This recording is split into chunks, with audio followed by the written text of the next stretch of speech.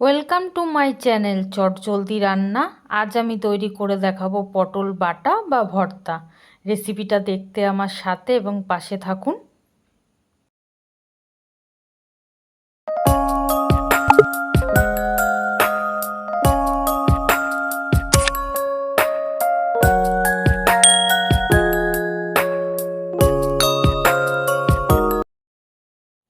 আসুন তাহলে আমরা পটলের বাটার রেসিপিটা তৈরি করে ফেলি। পটল বাটা তৈরি করতে লাগছে 250 থেকে 300 পটল আমি নিয়ে নিয়েছি। পটলটা ভালো মতন ছুলে বেছে নিয়েছি, এটাকে ভালো মতন ধুয়ে নেব। সাথে নিয়েছি রসুন আর কাঁচা লঙ্কা। এবার পটলটা আমি ডুমো ডুমো করে কেটে নিয়েছি, তার সাথে রসুন আর কাঁচা লঙ্কা একসাথে পেস্ট তৈরি করে নেব।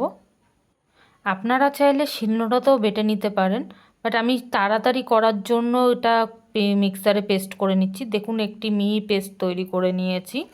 এবারে পেস্টটির মধ্যে দিয়ে দেব লবণ স্বাদ মতন, হলুদ গুঁড়ো আর স্বাদ অনুযায়ী একটু চিনি।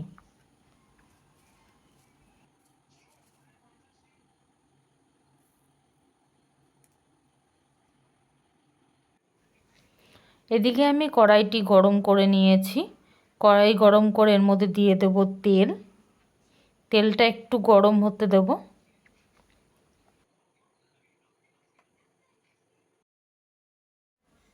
তেলটা গরম হয়ে গেছে, এবার এতে দিয়ে দিলাম 2 শুকনো লঙ্কা, কালো জিরে ফোড়ন।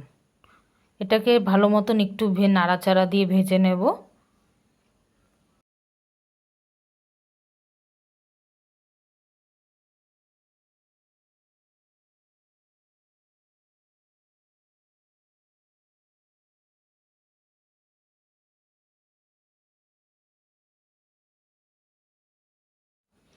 শুকনো লঙ্কা আর কালো জিরে ফোড়নটি ভালো মতন ভেজে নিয়ে এবারে এতে তৈরি করে রাখা পেস্টটি দিয়ে দেবো।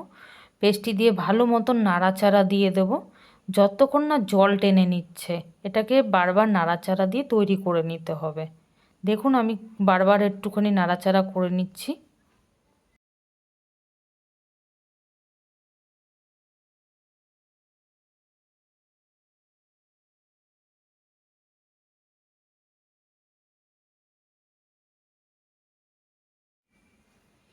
দেখুন বারবার নাড়াচাড়া করে এটাকে কতটা জল টানিয়ে নিয়েছি। এটা আরও কিছুক্ষণ হবে যতক্ষণ না কড়াই থেকে ছেড়ে দিচ্ছে।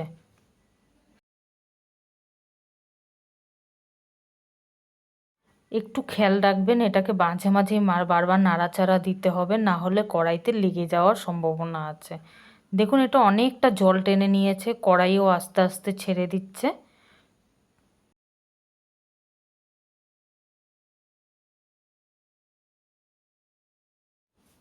দেখুন এটা কত সুন্দর কড়াই ছেড়ে দিচ্ছে।